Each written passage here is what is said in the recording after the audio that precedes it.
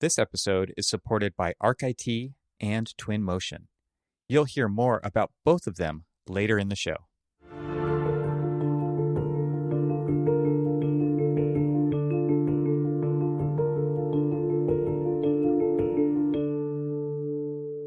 Welcome to the Troxel Podcast. I'm Evan Troxel. In this episode, I'm joined by Federico Negro. Federico is the CEO of Canoa. He's a designer and product strategist focused on growth and product direction. And before introducing what Canoa is, let's begin with their why, also known as their vision. From their website, we represent a new generation of designers, technologists, psychologists, data scientists, and more that are bound by a responsibility to reject a broken status quo, one that doesn't represent our values, and bring ingenuity, research, and healthy practices to an industry that is anything but. Lowering the barrier for people to access healthier environments is why we are starting this company. So with that then, exactly what is Canoa? Canoa is the first end-to-end design and construction platform for fast, adaptive, low-carbon commercial retrofits.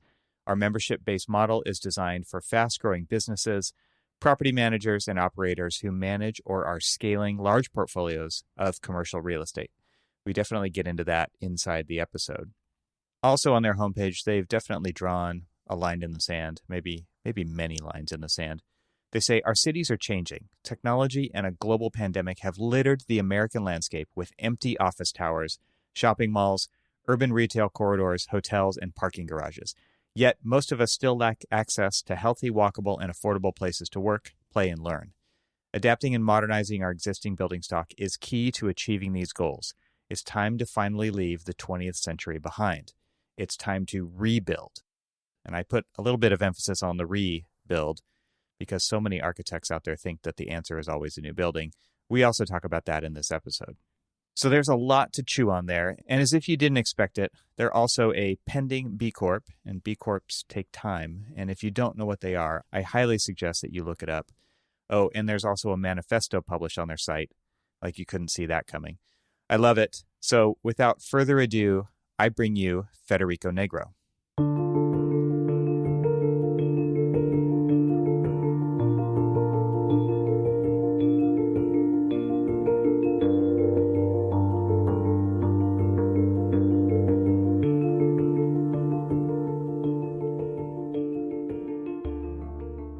Federico, welcome to the podcast. It's so great to have you here. Thank you so much for having me. I'm a big fan of the show, actually for some time. I think it's an amazing series that you've put together. So thanks for having me for sure. Yeah, thank you. I think our paths recently crossed on the Future Perfect Twitter. What are those things called? Yeah, like the live the live section Clubhouse equivalent. Yes, exactly. The Clubhouse copy. And we were talking about some really interesting stuff there. And I know you were having some kind of audio problem on there about connecting, but I think that was Twitter's fault more than anything. We started to hear in that, which is not a recorded thing, so nobody could listen to it, but about kind of what you guys are up to at Canoa. And I would love, before we get into what your vision is with Canoa in particular, I would love to hear kind of how you got to that point, or to this point, I should say. So look, going back a bit, actually it's my birthday tomorrow, so I've been a little bit reminiscent. I turned 41, and I often think back about how I got to where I am, and I'll go way back for a moment because I think it is important. It's something that I hold really in high regard. So I was born in South America, and I grew up there up until my teenage years. We moved around a ton because of my dad's job. So I lived in several countries in Latin America, Uruguay and Argentina and Venezuela at different times throughout the 80s and into the mid-90s. And then in the mid-90s, I moved to suburban Chicago, again, because of my father's job. And I finished high school there. And then I moved on to go to architecture school. So I did an undergrad in architecture in Illinois. And then and this is where sort of things get a little bit interesting for me. Like I think I always had a really tough time kind of staying put in one place geographically. I think it wasn't until I got to New York that I finally found a place that I could stay at for a while. But through my undergrad, I ended up in Europe. I did a semester abroad studying architectural history in Italy. And then through that, I met somebody who was doing excavations in Greece. And so I almost completely pivoted into archaeology. I did 2 summers working in on the sites in Greece and doing reports and, and drawings and documentation for our digs and then into the government. And I just loved it. I loved being in the field. I loved that connection to being outside and space and how really the built environment came to be. And then I decided my undergrad was quite technical. And so I decided to go into design school. So I moved to New York for that. That's where I got my MArch. I went to Parsons. And the reason why I chose that school was because they were one of the only schools that had this design build program. I was looking for something that was very hands-on and not theoretical on purpose. I wanted to build, I wanted to make, I really loved that connection to craft. And I just happened to also be going into grad school, especially in New York in the early 2000s. Actually, I moved here, my class was the 9/11 class. And so I moved here just after, just a few months after. And it was a time when robotics was really making its way into our schools, into architecture. And so I had the benefit of coming into practice in this technophiliac era of time. My teachers were early shop partners and other people like that. They had just finished Dunescape at PS1. There's this real sort of love for this sort of passion for technology, not in from efficiency perspectives, all these things, but the types of design that it could enable. And so I came out of school in that. And I actually found a really interesting passion right at that moment where technology, design, and making all sort of came together. And so directive fabrication workflows, let's call them, really became kind of a really early interest of mine. And so that's how I began to blend technology and design and being out in the field. So I ended up working at Shop. That's where I got my start, pretty early on in Shop's career, or Shop's sort of arch of growth as well. And it was amazing. We were a bunch of kids led by some really strong partners with big ideas. And we were just trying to make a name for ourselves. And technology was the way in which we were doing it. And so we got to do lots of cool stuff and probably got way more responsibility than we should have based on the experience we had. But we also learned that way. And one of those opportunities, which I wanted to get to because it is fundamental in the inception of Canoa, is that one year, as we were doing competitions for Tulane University down in New Orleans, Katrina hit. And there was a woman, a donor, that was enabling that competition. She was donating the money for this new building to be built on campus. And it was us and Beer Happold. We were doing this partnership, this JV in the competition. And Katrina hits, and immediately she calls us up. She calls up the folks at Shop, with the partners, and she's like, look, guys, there's been a direct hit on my hometown, my childhood hometown, which is actually a small town called DeLisle, Mississippi, just north of New Orleans. And everybody that I know locally is out of commission. You guys are in New York. What can we do? Can you guys help? And she's quite wealthy, and so she literally sent a plane. She sent her private plane to New York, to Teterboro Airport. And myself and the partners came out and was like, hey, is anybody willing to go down here?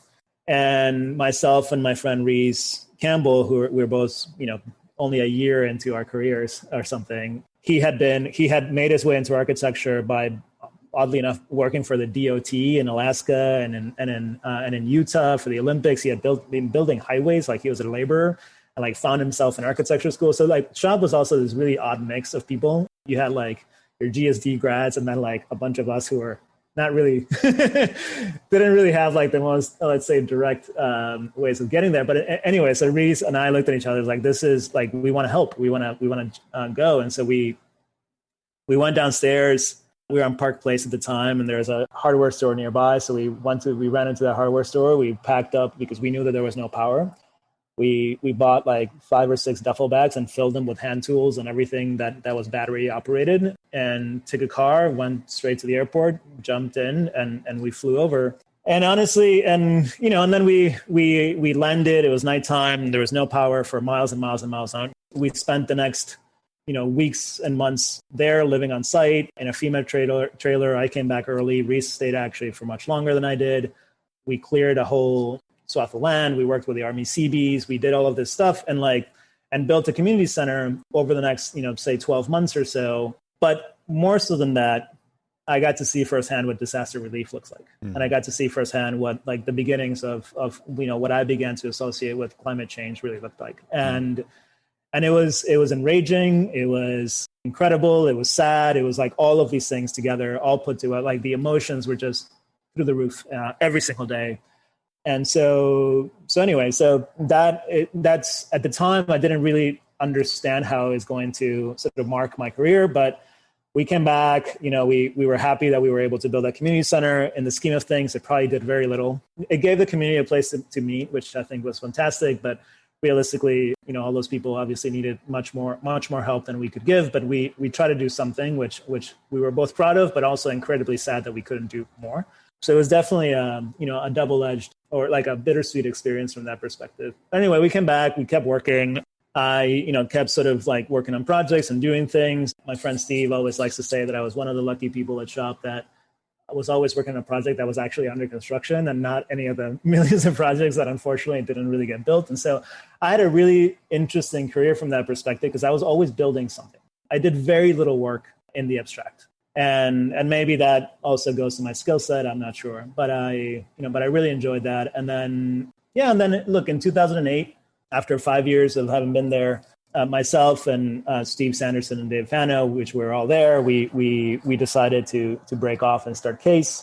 We were young, we were in our late 20s, and really just had this like passion for how technology, we could see it, how technology could potentially like really significantly impact our industry, and we could see it because that's what we were pitching every day at Shop. It was like the real differentiator was our DFMA, our design to fabrication processes, and the whole thesis of being involved, way deeper into construction and to means and methods than you typically would be, and all of that. And so if it could build a company as successful as Shop was becoming, what could we do with the rest of the industry? And we were just, immensely sort of, let's say, big-eyed about that opportunity. And so we started Case as an agency model, really, where we would come in and consult to build bespoke workflows, integrations, technology, education, and even in some cases come in and be part of project teams for folks. And that lo and behold kind of did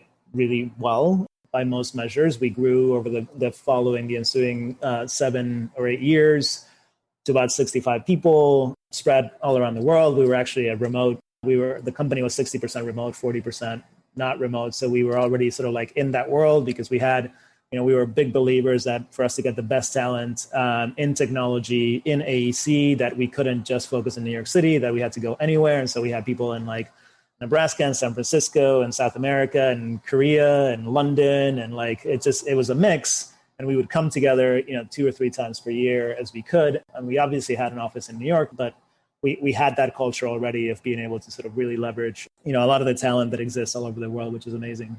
So anyway, to kind of bring that story to fruition, by the end of it, we'd started with consulting mostly to architects and engineers and builders, and we had found really our scaling customer in the operator. It was the owner side, but it wasn't just any owner. It was an owner who saw real estate as a top line, what we would call a top line driver, as opposed to a bottom line cost center, if you will. So, retailers, people like Apple Retail, for example, like they need the real estate to push their product, right? Mm-hmm. It's not a facility cost. Like you're having a completely different conversation, a very strategic conversation with people who use real estate as part of their top line. You're talking to CEOs, you're talking to chief growth officers, you're talking to chief marketing officers. You're not talking to, let's say, the people who are just counting the pennies, which is a fundamental part of the industry, but it's a much harder sell, right? There's $100,000 proposal for us to write some software for Apple was nothing, right? Versus to do it for a project that was, maybe under construction, that that $100,000 meant a lot in the scheme of things to somebody else. One of the clients that we saw grow just alongside us was WeWork, that saw real estate as a top line driver. And so we worked with them for a couple of years. We developed this internal tool called Stargate that they used to do the rollout. And that tech was all ours. All of that IP was ours. So we retained everything.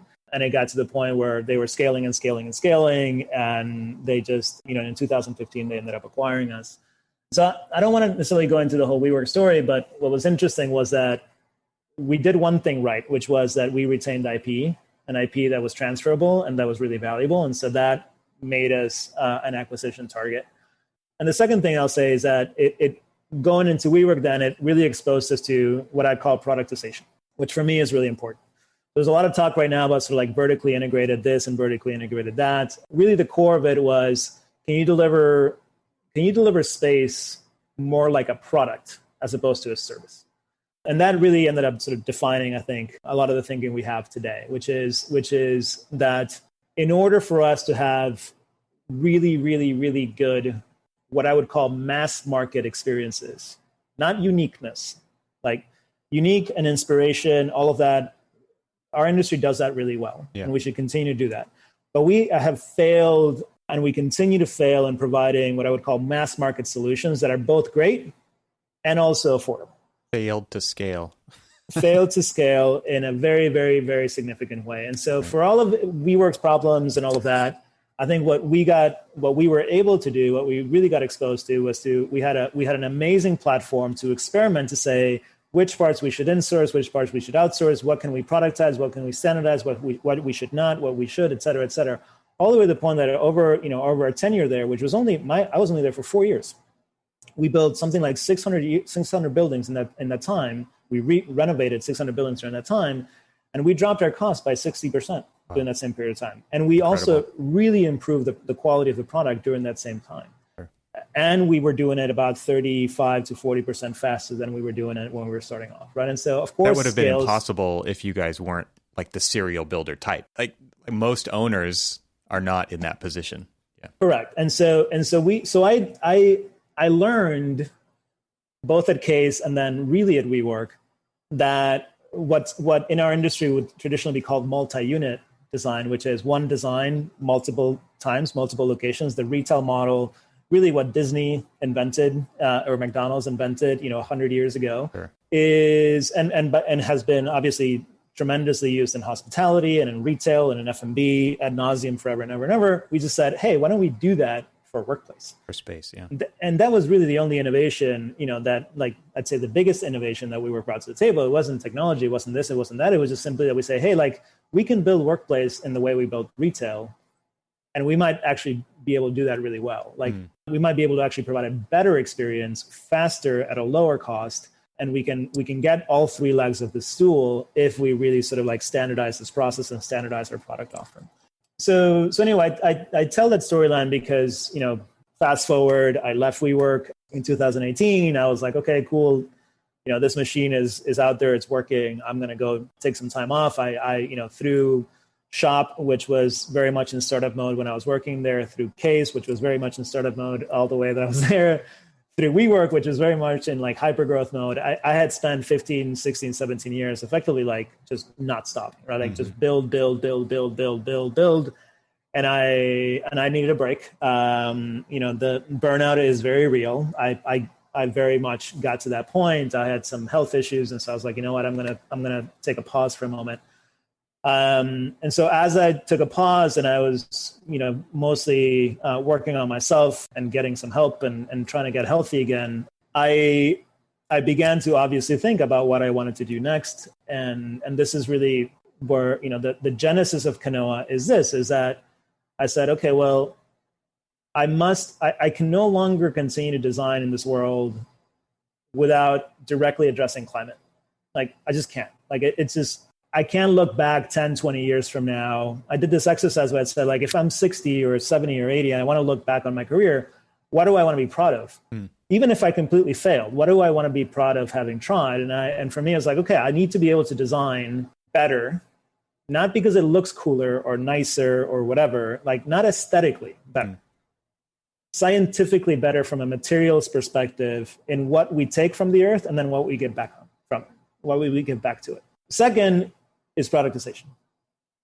And I said, okay, if productization works, if multi-unit works, and WeWork did not have a strong sustainable, basis at all, other than the fact that we were retrofitting older buildings, like everything we put into it was very traditional. There's no, other than there was an intent to like for the whole company to go vegan and those kinds of things, like I like that was all, very shallow and like a very honest perspective. Like our product was not, had not gotten to those levels. And so when I look back at everything, I said, okay, I believe we can build a product where you don't have to go to a client and sell them on sustainability like that. We're just never going to get there if we try to do that, right? Like, right. I think we just need to practice in a different way. Mm-hmm. And the way in which we're going to do that is by having a product. And the product is this. And you can either buy it or you don't buy it. Right. But there's no other product. There's no like, hey, can we shift that, mush that? Or no, I like that you have recyclable, but I really like plastic. Like, no, like this is our product and this is what it is. And so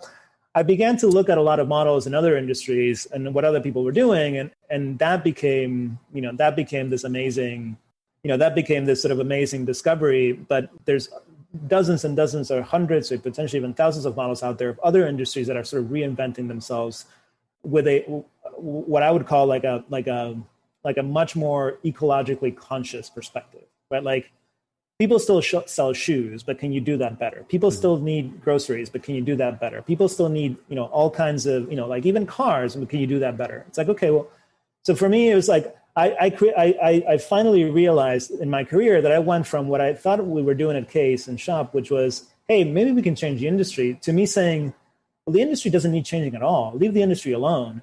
I just need to change myself. Like I just need to make a better building. I need to make a better space. And then hopefully we just sell a bunch of that. And that's good. And I'm going to be happy with that.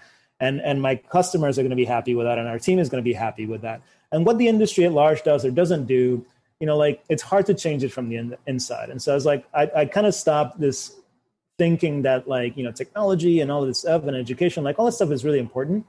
There's much better people out there to do that stuff. I was like, I just want to go make a better building. I just want to go make a better experience. And that's where I want to, that's where I want to go next. And so that's really the genesis of Canoa. It's like, can we productize space? Can we do it effectively by using technology? And can we make it low cost enough so that it becomes a product that truly can be mass market? So if somebody comes in and says, hey, I have $500 a square foot to spend in this really fancy space, like, we turn them away today. Like we're not going to do that because we don't do custom work. We want to do this like we have to figure out this other tier and this other layer. And so that to us is, that this is, sorry about the sort of long-winded storyline, but that's the arch for me that became really responsible. We still want to make things, but we want to make things that impact and touch a lot of people, and we want to do it. We want to try to do it really effectively. There's so many directions I want to go with this. I would love to go back and talk about kind of where you came from before you went to architecture school, because I bet you were a very different student than a lot of the other students there, because coming from South America, coming from the ancient cities that you got to experience versus the suburbs, which I think, most architecture students in North America are probably coming from, maybe they're coming from an urban area, but even that, it doesn't even compare, as we were talking pre-show about kind of their architectural experiences that they had, as far as how far back that architecture goes and how long it's lasted versus what maybe you experienced. I just think that that's an interesting point. I don't think it really went into anything else that I wanted to talk to you about, but I thought it might be worth saying. That's a really interesting point of view. And I think one thing that I see as a common thread for you is this kind of high level of experience and doing and hands-on nature that you have, the relationship that you have with the built environment is very different from somebody who sits at a desk and just draws it and then passes it along to the next group of people. I really connect with that myself as well. Like I want to make the things, I want to build the things too. And I think it's such an important part of understanding the built environment, understanding how it goes together, understanding how it sequences, understanding how it gets used in the final experience with that. It's all so intertwined for some people. And I really see that in the story that you told and how important that is to you. It just makes me think of so many examples of like why my shop is my favorite spot in the whole place, right? It's like, that's where I want to be. But then I start to think about this inflection point that you had. You went through this crazy, fast-paced growth through a serial kind of nature. You shop to Case to WeWork to, and it was like you said, like you needed a break.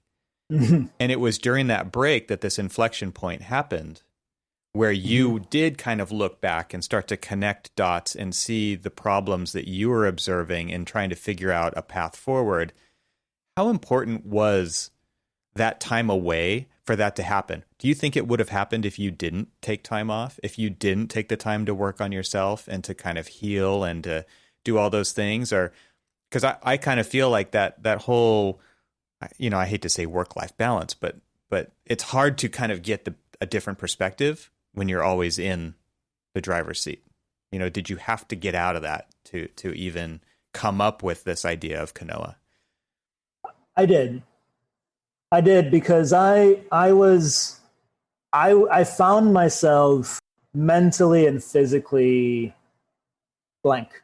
I had gotten to the point where I had lost meaning, I think, to a degree with the day-to-day of what I was doing. I was running a department that was many hundreds of people across all of A&E and art and graphics and technology and robotics and all of this stuff across the world. We had 9 studios globally. It was like, my department was like almost 1,000 people by the time I left. My job wasn't creative anymore. My job was very bureaucratic. I was most of the time in spreadsheets, like looking at future years' budgets and how are we going to do this and how are we going to do that. And to some degree trying to optimize the product. But even then I had a whole product development team. And so even my involvement in that became really minimal. And I would say even that would have been fine. And this is where now leadership at WeWork does come into play, is that even though I think we had done amazing things, the requirements or the objectives just got crazier and crazier and crazier for the wrong reasons. So I remember it as it was yesterday. I was talking to somebody on my San Francisco team and our West Coast team who told me this anecdote about them driving down the highway and them seeing on the side of the road and recognizing one of our chairs, one of our task chairs, one of our WeWork chairs. And it gutted me because here I was, the connection to Macon was 100% there because we made all of the WeWorks, right? We had a construction department. We had a tremendous investment in prefabrication. We built this stuff. We had a design build firm inside of a product company. And even though we still use GCs and we still outsource all this stuff, but it was us, right? Like we were managing this whole process, and all FF&E purchasing was centralized, right? We didn't buy by project. We bought portfolio wide, right? Which unlocked tremendous savings and all these kinds of things. And even us at a scale of many hundreds of millions of dollars a year in purchasing, even we had a hard time with traceability, with true sort of documentation about material content and all of these kinds of things. And so before I knew it, I was like, well, wait a minute. It's cool that we're building, we're doing 20 million square feet a year of retrofits, but what are we putting out into the world and how responsible are we of it? And so the connection at WeWork was actually really interesting because we operated all of our own buildings, right? It's not that we built it and we went away. If buildings we had opened years earlier, we were still under our operations. And so if we need to refresh something or change something or whatever, even change a lock or change a color that somebody didn't like, we got all of those complaints and all those Zendesk tickets kept coming back to us. And so I love that very, very tangible connection to post-occupancy. Even the concept of post-occupancy for me was crazy. So I loved all of that, but I wasn't loving what we were putting out into the world. And I stopped to, and at some point it became really hard for me to identify why we were doing it. Like what the growth for growth's sake became a significant issue. If we didn't, I was trying to sort of tether in things about sustainability or this and that, but like it just wasn't sort of catching, and then the pressure was tremendous. Like we were, we had to show the market and investors that all of this stuff could be done. And so the burnout was real. I was on a plane all the time from like Japan to San Francisco to India to Argentina to New York. I wasn't seeing my family. I don't speak about this too much, but I developed claustrophobia, which I never had before. And all of a sudden I was an architect that had claustrophobia. Yeah. Wow. And I couldn't get into an elevator to go walk a site. Wow. Right. And so we would go like in the middle of Shenzhen to go like up a construction elevator to go walk a new site. And I had to walk up the stairs. And everybody looked at me like I'm crazy. I was like, well, I'll walk the 30 floors. It is what it is, right? And and then finally it dawned on me that all of these things were connected. And I was like, well, wait a minute. My body is telling me something that my mind is maybe not ready to accept yet and admit yet. And so finally, after seeking obviously, help and talking to some people, I was like, you know what? I think I've, by any measure, I think I've done what I came to do here, and the machine is working. So it's time for somebody else to come in and sort of run this thing. And I need to go back and sort of take care of myself. The very direct answer to your question is no. Like, what I'm doing today would not have been possible had I not stopped, because had I not gotten sick, had I not been burnt out, I probably would have continued to, like, the pay was really good. The job was always interesting. There was always some like really amazing opportunity to come through our desks. The team was incredible. And so like there was always something to keep you there. And so I think if I hadn't stopped and really looked around and really considered where I was, I could have easily spent another 10 years there just continuing to do what I was doing. And not to say that was wrong, but I just don't think it was right for me. This episode of Troxel Podcast is made possible by Twinmotion. What if you could visualize your building in a couple of clicks, remove months from the design process, or create a bridge between stakeholders to solve problems before they even come up?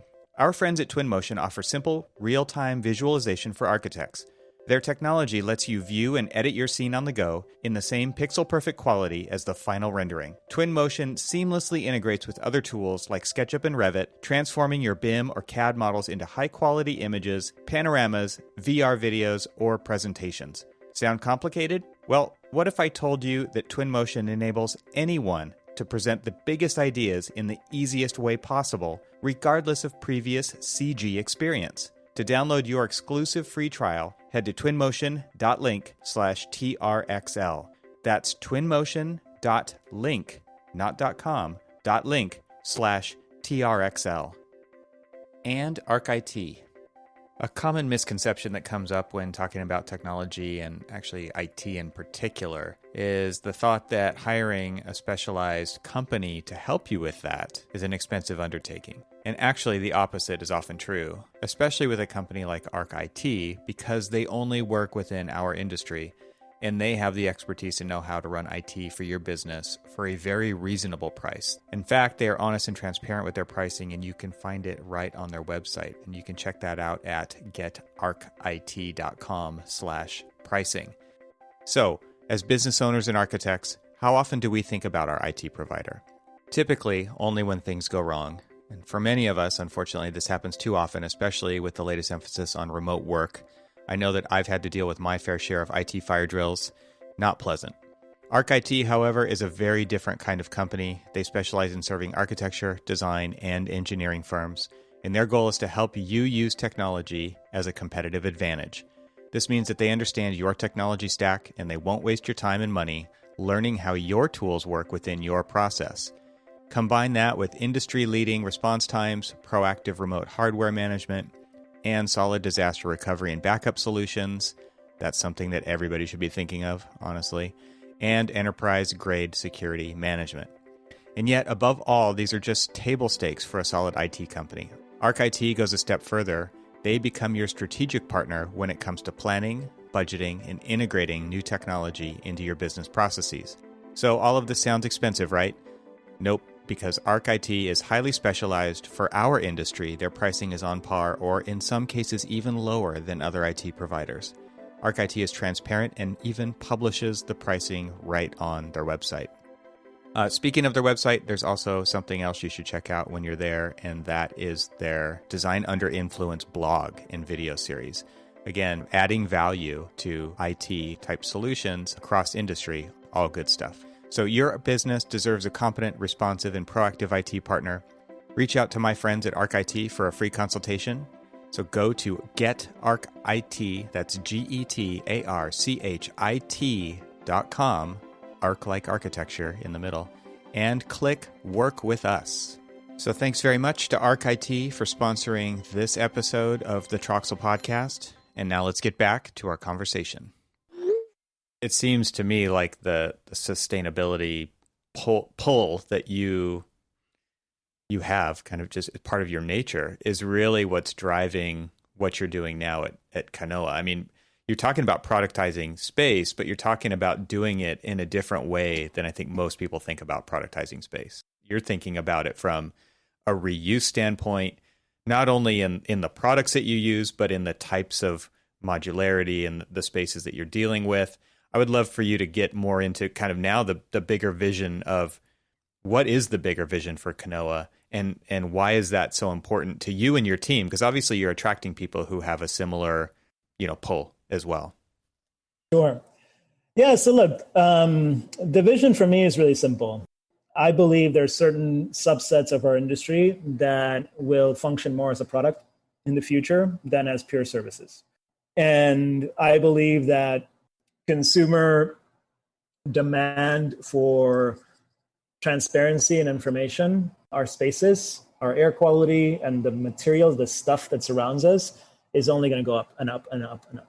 Can we pause right there for a second? Because I think that is a huge driver for so many things nowadays because of the internet and because of the availability of data. Clients are demanding this progression of our industry, of our profession, which I don't think a lot of architects are used to or comfortable with. So that's a very interesting development that I think has only been enabled maybe in the last 10 plus years, but it's very real. And I still think there's a lot of people fighting against that, but because people can shop for things on their mobile device and they can look things up and they can get, like, the data is plentiful. It's everywhere all the time. And because of that empowerment of the consumer, of the client, of the customer, it's a very real thing that our profession has to deal with. 100%. I think we like to say internally that the 20th century was about the stuff, the cities, the cars, the buildings. The 21st century is shaping up to really be about the human. After some basic things get things like shelter and food and like all the basics that we need become or have been achieved.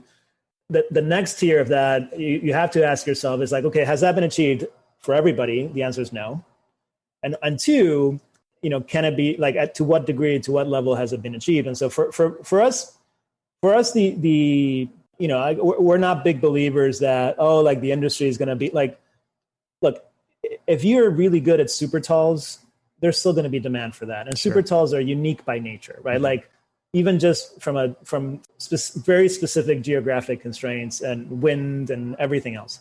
If you're really good at what I would call like inspiration architecture, museums, memorials, those kinds of things, that's still going to continue to operate the way it is.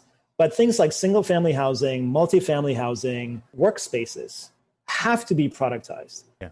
Not because it's a better business or it's not a better business. It's because the rate of change and the expectations of the consumer are speeding up so much that the traditional design, bid, build methodology just can't keep up.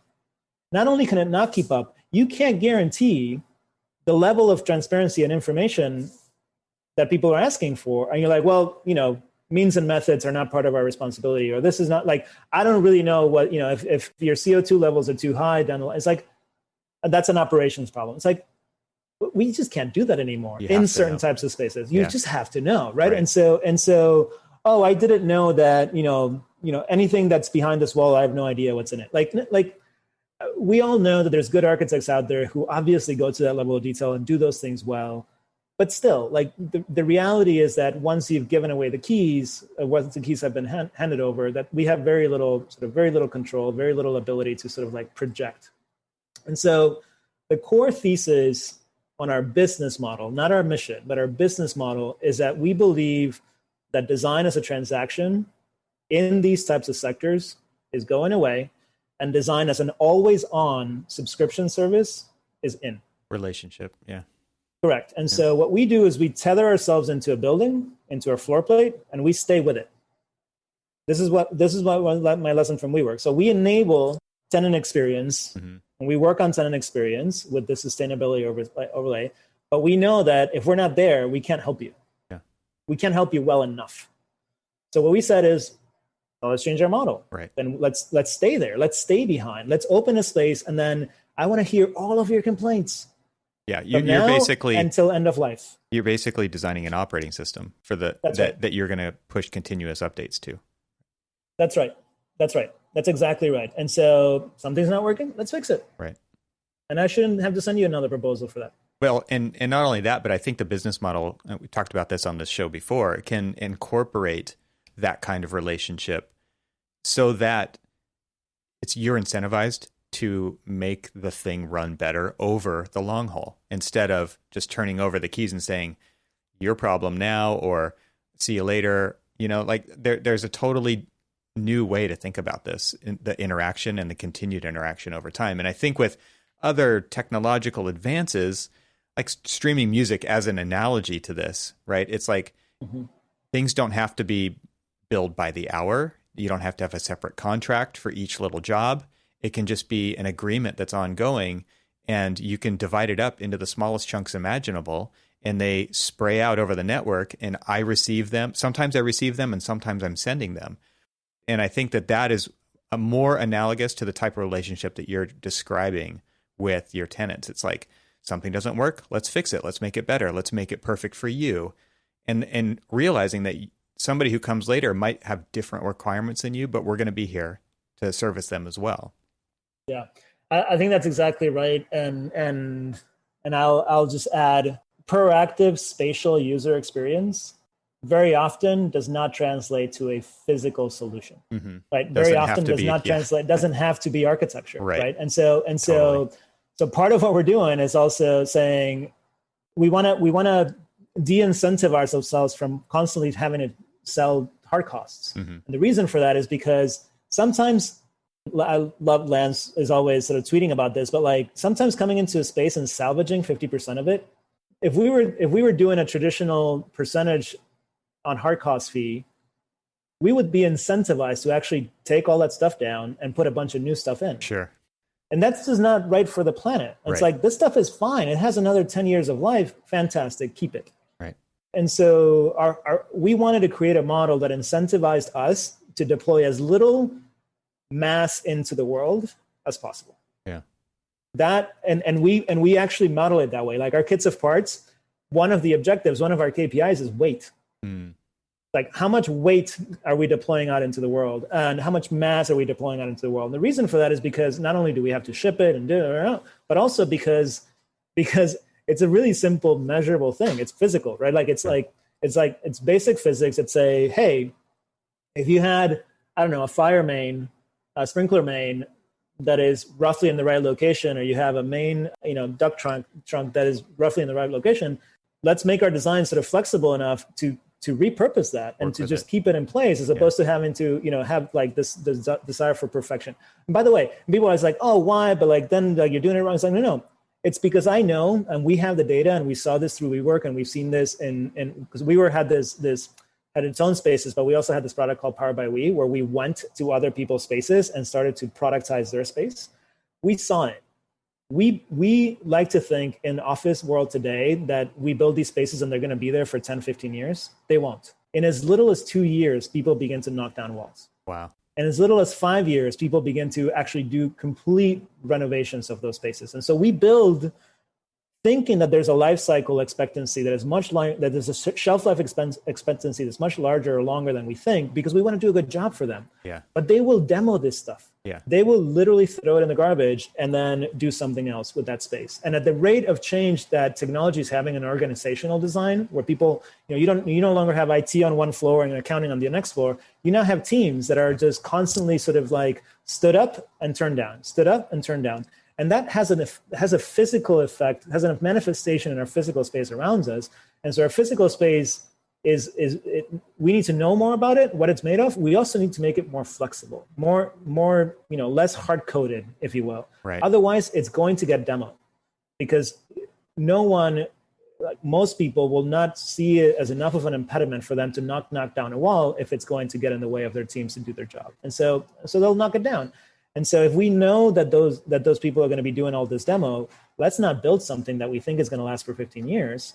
let's think about it differently and maybe make it more modular, make it designed for reusability, designed for let's use knockdown systems, let's design systems that actually have that still, the asset itself can still last a long time, but let's imagine that it has to actually have 1, 2, 3 different lifetimes before it finally meets its end of life, as opposed to just thinking that it's built in place, it's wet applied, and it's either this or it dies. Yeah.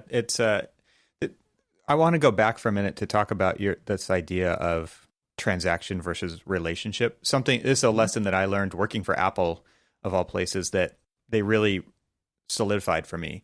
And it was their model, the way that they thought about their sales of their computers in their Apple stores was very different from how anybody else was doing it. And at the time, so this was a while ago, their main competitor was Best Buy. And of course, Best Buy also sold Apple computers, but they didn't sell them how they wanted them to be sold. They wanted to create relationships with people. And so they very distinctly said, and I think this applies to architecture. So love or hate Apple, doesn't matter. I think the analogy still applies. It's that they say, when you buy a computer at Best Buy, it's a transaction. It's over. The relationship is over as soon as you buy the thing and you walk out the door. When you buy a computer at Apple, it's the beginning of a relationship. And the way that they back that up was they say, okay, now we're going to offer classes. Obviously, we have the Genius Bar for support. There's all of these different ways that they engage people to make sure that they're, number one, using the product, but also understanding its potential and helping people get into that, so that they made stuff with their product and not just stuck it on a shelf like it was some impulse buy. And obviously people do that with computers they buy no matter where they come from. But there they were basically seeing themselves as enablers through education, through support, through all of those other means. And I think that applies to architecture in the way that you're talking about, where you're talking about operating a space and upgrading its OS over time, and the functionality and the flexibility. It is a relationship that you then have for the long term, and it's much more of a sustainable business built on the other aspects of sustainability that you're talking about. And I think that that's a really important idea that a lot more architects need to be exploring than the number who actually are just holding on to that old model of transactional architecture. Yeah, look, we think so. And to your Apple example, the other thing that they were doing is that they were learning from their customers, right? Sure. Like this is the key, and this is sort of the key difference between sort of one-off designs versus product design. And I love one-off design. Like, look, we've all walked into spaces that are so unique, and it's their uniqueness that makes them unbelievable. But we also all walked into spaces that lack complete uniqueness and are crap, right? And so we always talk about how like our main methodology of practice today was really developed, let's say, post World War II. The world was 2.5 billion people then, right? We're going to get close to 10 soon in a couple of decades, and we've not been able to, like as you said at the beginning, we've not been able to scale, right? Like the demand for spatial designers in the world today is higher than it's ever been. Yeah.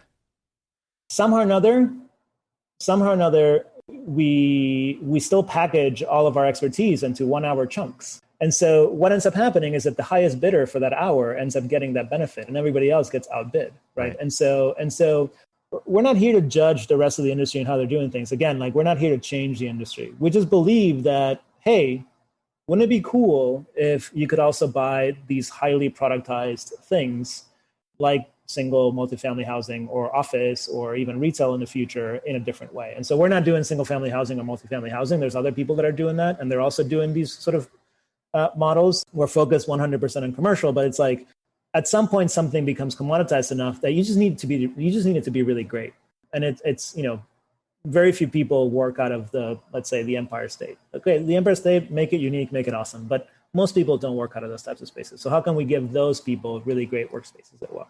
But it is that connection, that stay behind, that is actually the majority of our revenue as opposed to the project in of itself. Mm-hmm. And it's that stay behind that also gives us the critical data to make that product better and better and better. Because the key in product development in general, no matter what type of product you're making, is that you want to have you want to get to iteration 1000 of that same product as fast as you can. Because iteration 1 is the worst one you'll ever make.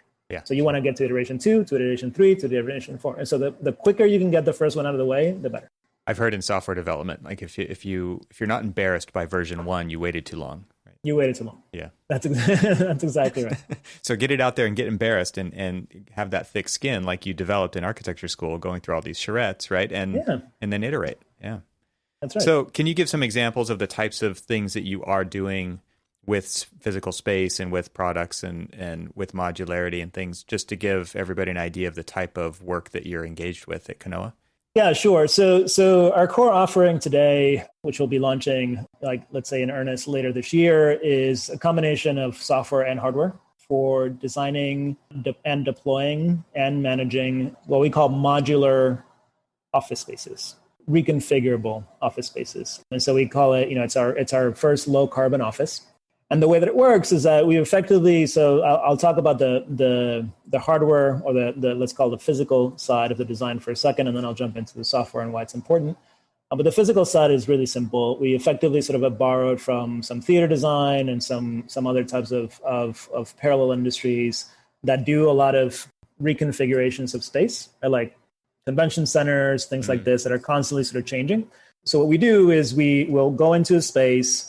We deploy this thing we call Canvas, which is effectively, that's an internal name, but it's effectively, we do single air volume design as much as we can. We deploy an infrastructure canvas that brings emergency lighting, life safety systems, HVAC systems equally in a gridded system throughout a whole space.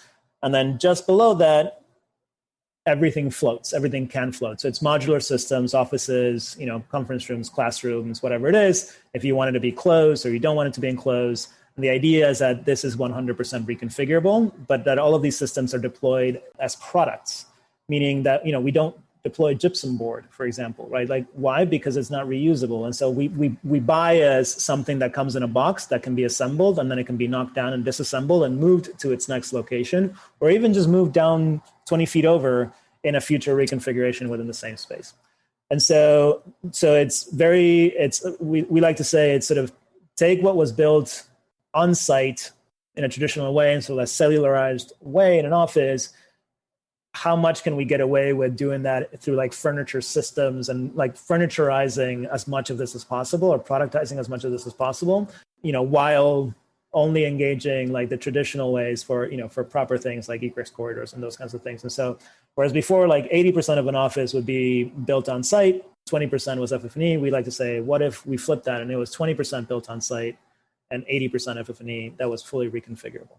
And so there's a lot of benefits to this. The biggest one of which is that cost, where early sort of cost studies are putting us in well under 50% of sort of traditional build, mostly in the sense that we're not deploying a bunch of trades onto a floor that is offline for say 3 to 6 months while all of this work is happening. We can actually go from white box to a fully operational space in a few weeks. And mostly it's being done through like, high tech, like low voltage systems. A lot of installers, obviously still highly capable installation companies, but they're mostly installing products and technology as opposed to doing construction and cutting things and doing wet applied types of work on site. So that's the sort of like, that allows it, because now it's products, it allows us to understand what the sort of traceability of a lot of these products are and where they come from and how they were made and what materials they have in them and what their certifications they have, all in the same way that you would with sort of traditional trade or contract furniture. So that's let's say in a very simple way, that's kind of like what the physical solution is. And it comes with a software solution, which is where we've been spending most of our time really since our fundraise in December, which is effectively a design and physical UX platform that we call it Tether, because it tethers us to this space.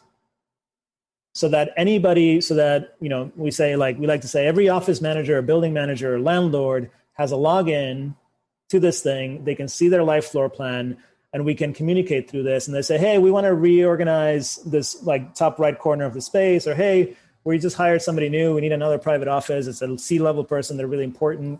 They're starting in 2 weeks. What can we do? And so that sort of flexibility is enabled by all of this stuff. And it tethers us to, one space and two space and three spaces. And before you know it, to many buildings or to many millions of square feet, where we're sort of constantly in contact with the actual users of our spaces that are giving us feedback as to what they like, what they don't like, what's changing, what they don't need to change, which then, so there's a plan view of this. It's all browser based. It's not dependent on any sort of other technology. This is like the core tech we've built. But but really more importantly, there's a space management and inventory and asset management inventory system behind it. So the database really is that we know all your stuff, all of your spaces and all your goods, all of your assets. And if you need to deploy new ones, or if you need to get rid of old ones, or if we need to do decommissioning, or if we want to take some stuff from one space and put them in another space, the actual, this is where the circular economy component of all of this comes, is that we want to try to deploy as much reusable stuff, because then we want to go pick it up. And then we want to redeploy it somewhere else. And that for us is another transaction, because our business model is a subscription, but then we also take a flat fee on every transaction, every move in, move out, any change, all of that stuff. We also take a little fee above and beyond that. And so we're trying to create a model where instead of having to sell a really big job that I'm going to have for 5 years, how can we sell thousands of little tiny jobs really effectively over time, over millions of square feet? Do you encourage them to tinker? Or do you enable them to tinker within your platform, or is it you guys do that and then you show them the results of that? That's a great question. So I could see it being a double-edged sword for sure. Yeah. So I'm all about them tinkering right now because of permissions and all that stuff. The platform is too early, so we're doing it. But I 100% want to go the route of them being at the very least, being able to annotate, comment, propose solutions. This becomes, it's like the researchers in our team, they think about somebody in, I don't know, LA sending us a little sketch that they did on their platform of what they would like. And it's gold. It's gold because it's in the past, you would have had to, go there and do a workshop and do all of these things and move stuff around. It's if we can make this more fluid, we can help them improve their space and improve the stickiness of their space, and honestly, the NPS scores, of course, but even just the user experience, the spatial user experience, transactionally at very, very minute little sort of increments. And our thesis is that that's going to make it stickier, and they're going to want to hopefully in the future they think of it as we would never have an office without Canoa, because how would we ever manage it? How would we ever change it? How would we ever do this? And how would we ever do that? So we do think that there's a future where that tinkering becomes a fundamental part of all of this, 100%. Yeah, this is a problem for, especially architects in the public sector, where you're rarely ever dealing with the actual user of the space.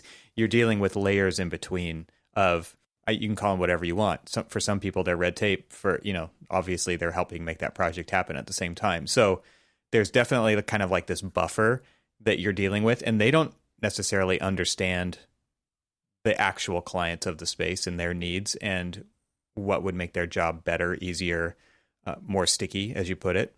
They have their own perceptions and experiences and bureaucracy, and there's so much in between there that architects are buffered from.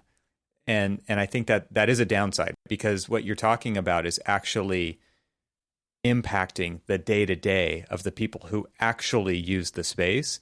And at the same time, there's lots of people out there who probably think that's a horrible idea, right? Because it's all of a sudden the entire cubicle is going to be full of Beanie Babies and stuff like that. So there's some level of checks and balances, I'm sure, that would still be appropriate. But I understand the desire that you guys have of making it more sticky for more people more of the time, because that is the kind of thinking that actually elevates everybody. That trickles up to the other concepts that you're talking about, where you're talking about better design for more people. We're talking about this idea of scale and the way that design can be applied to the workspace in this example, but so many other places as well. When architects can deploy something at scale to more people, it doesn't just elevate architecture. It doesn't just elevate the buildings.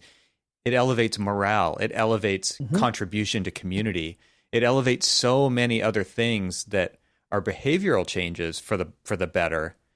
That's much more beyond just that that space, right? The space is kind of like the lowest level of all of that, but then it actually has way more outputs than we necessarily give it credit for. And so by giving it to more people and spreading it out more evenly, it makes a huge difference because you're impacting so many more people that have inputs into that system. Yeah, look, for me, it became quite clear that I don't want to. Let's just say I was lucky enough in my professional career to do pretty well, and so I got to the point where I said I want to do something that, let's say again, 20 years from now, I can look back on and say, well, at least I tried. At least I tried to do something different. And I just got, like you go to conferences and you hear people talk, and specifically within architecture, and it's like, a really small percentage of buildings are actually done by architects, and this is such a travesty. But nobody really wants to understand why, right? Like nobody really wants to understand why. They just want more for more's sake, right? They're just like, we should pass laws that require, like, no, like you just, the days where, again, the model of architecture today, it presupposes, like, it doesn't even understand globalization, right?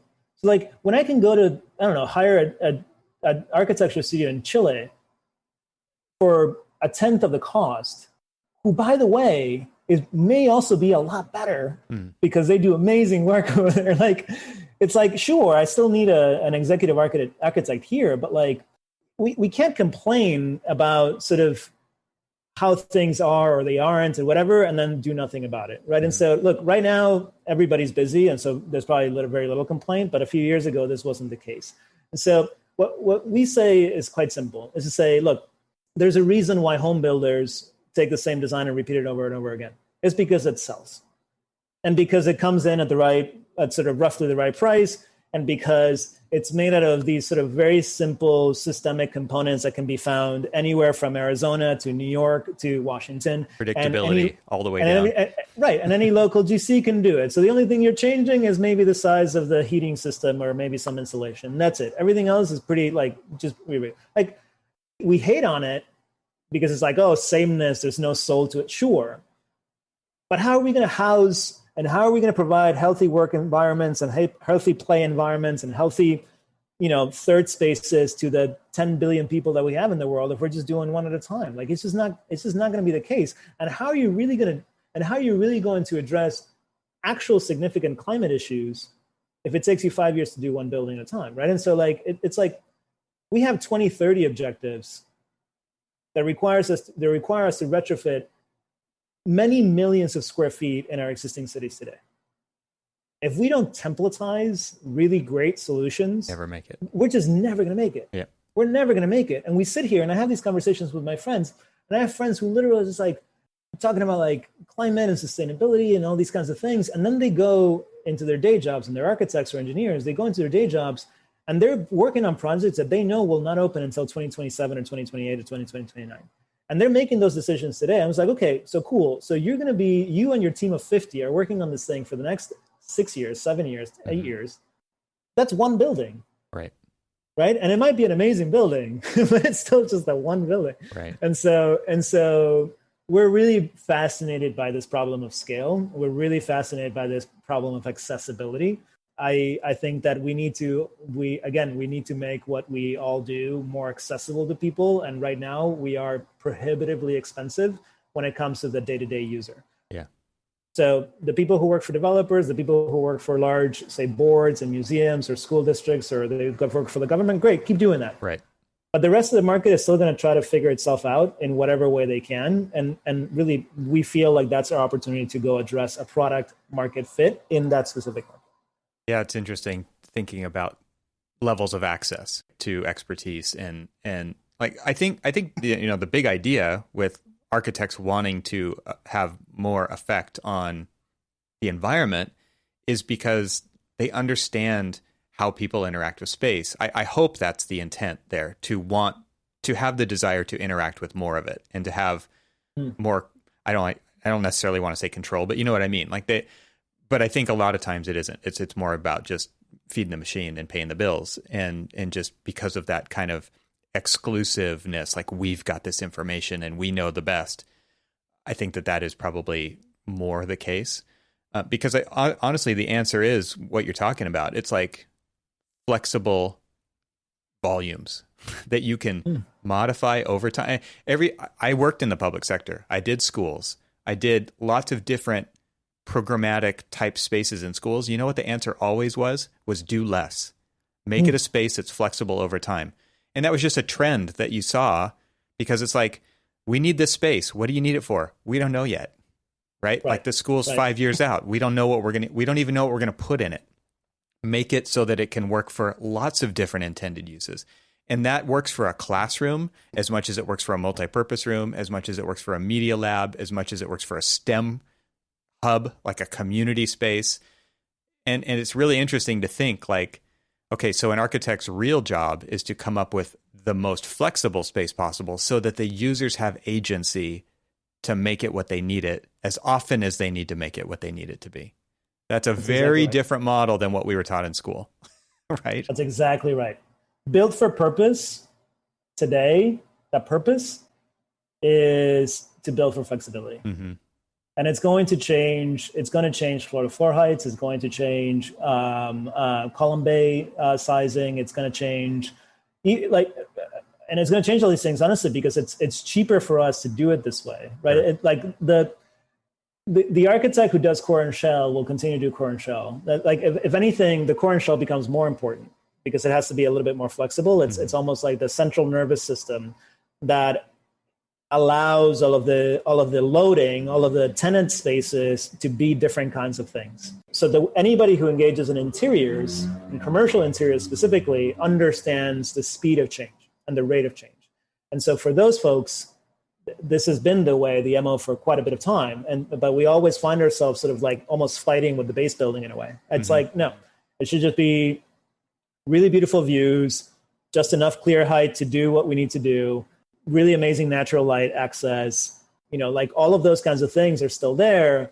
But then the interiors just need to be as unencumbered as possible, mostly because we just simply don't know and can't guess and shouldn't guess what's going to come down the line. Because whatever guess we make will be demolished, will be wrong, will be demolished, right, and will be another few thousand pounds that end up in a dump somewhere that could have gone somewhere else. And hundreds or thousands, if not millions of dollars, by the way, that also end up in that dump.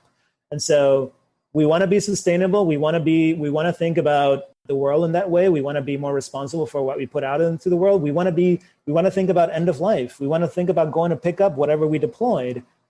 Yes, of course we want to do all of those things. And it all starts with simply just deploy less, build less, make it smarter, make it simpler, make it designed for reuse. And by the way, we're going to get a lot of things wrong in this journey. I'm sure of it. No, you have all the answers right now. but technically there's 20 years worth of work here to figure a lot of this stuff out. Yeah. And we know that, but it's an amazing and fun journey to get on because it creates a framework for every customer engagement we have. We have a framework that gives us the answers. Should we save this? Of course. Right. Should we move this? Of course not. It's just like the list goes down and it's like, we're saving you money. We're creating a sticky relationship because we've saved you a bunch of money while still making a great space. Oh, okay, I get it. Yeah, fantastic. And the experience of working through that with you is probably in the net positive side of things too, right? Which also helps with the stickiness. Well, we like to think so, and I think that's obviously where like the rubber hits the road. Like we have to prove ourselves. We're only a year old, but let me put it this way. We engaged with this is anecdotal, but we engaged with a landlord recently, and we said, I'll give credit to Lance. Lance said, hey, I think we can keep most of the duct runs in place. Not even thinking about it. We were just doing a walkthrough. And we then got an email back from the project manager that worked for this landlord. And she said, it is so rare to hear somebody recommend that we keep something. Yeah. We really like your approach. And honestly, that was probably the reason why we ended up closing that deal. Is because and like now we're working on 2 of their spaces as opposed to just one. And awesome. and Lance is trying. We're trying to like actually help them decommission spaces properly before we go to make changes. And so if they have like ACT ceilings or lighting or light bulbs and all these kinds of so we're like, hey, we're going to help you sort of send this to either the right recycling center or the right place so that it just doesn't end up in a dump. And they love that, not just because of the altruistic side of it, which is significant, but also because all of these landlords also have ESG requirements. They also want to they have responsibility to their own investors and say, hey, we also want to measure our carbon footprint. We also have to do this stuff. And they're sitting on millions of square feet. Yeah. Right. So they know that they're large, carbon footprints. And so how can they do things better? And so it's surprising because I think a lot of people out there speak a big game in terms of sustainability, but when it comes down to it, it mostly surrounds sort of new build and new technologies. We're saying, cool, that's great, but there's thousands of little renovations and transactions and there's a lot of building stock out there. Yeah. There's a lot of stuff happening in existing buildings. Right. And we, the start of our pitch deck says our road to a decarbonized future is through our existing building stock. That's it. Because we're only going to build between now and 2050 in Western cities, we're only going to build a few thousand buildings. So but we're going to renovate millions of them. Right. So that's why we're going after that sector. Well, I'd love to wrap up and give you the opportunity to tell people where they can find out more about what you guys are doing and where they can follow you online. Sure. I'm easy to find. I'm probably most active on Twitter at Fede Negro, which is FEDENEGRO. Canoa, our company, you can also find us on Twitter at TryCanoa or at canoa.supply online. And or we're on LinkedIn at Canoa. So reach us any of those ways. We're easy to find. I'll put all those links in the notes for this show so people don't have to remember all that, but it's always great to hear it as well so that people get it in their brain. I really appreciate you taking the time, Fed, to talk to me today. And you never said the word, but I kept thinking of it. You're definitely trying to leave a legacy. I think that you're looking at the long game. You're trying to find something important. And I think you understand that this is going to take generations to fix a lot of these problems. So let's get it started on the right foot. And I really appreciate that long-term view. I think it's super important. And I wish we could see more of that. So kudos to you for putting it out there. And I appreciate your story and everything that you're doing to actually make that happen. Well, thank you for that. It means a lot. I'll say this. I absolutely love architecture and I love what we do. And I'm mostly driven by how much I want to continue to sort of engage in it and how impactful it can be for others and how fulfilling it can be for us who do it. I think that I'm a big believer that architecture's renaissance and like the new generations that are coming up are going to make it much better than whatever we had in the 20th century. And I'm just excited. And so whatever we can do to, push us forward even a few inches, I mean, that's why we do it. Otherwise, we could all be keeping our old day jobs and and doing that. Well, I'm glad you had this inflection point, and I'm super happy with what you guys are doing. It's really fun to watch what you guys are up to at Canoa and the team that you've built. So again, kudos to you and for having the vision and for taking that leap to make it happen. Thanks for being on the show today. Amazing. Thank you so much. Appreciate it. Thanks for listening to the Troxel Podcast, and once again, I would like to thank ARC IT for sponsoring this episode.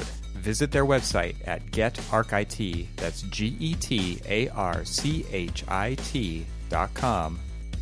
Thank you to Twinmotion for their support of this episode of Troxel Podcast. You can visit twinmotion.link/TRXL, or I've made it easy for you. Just click the link in the show notes and download your copy of Twinmotion for free.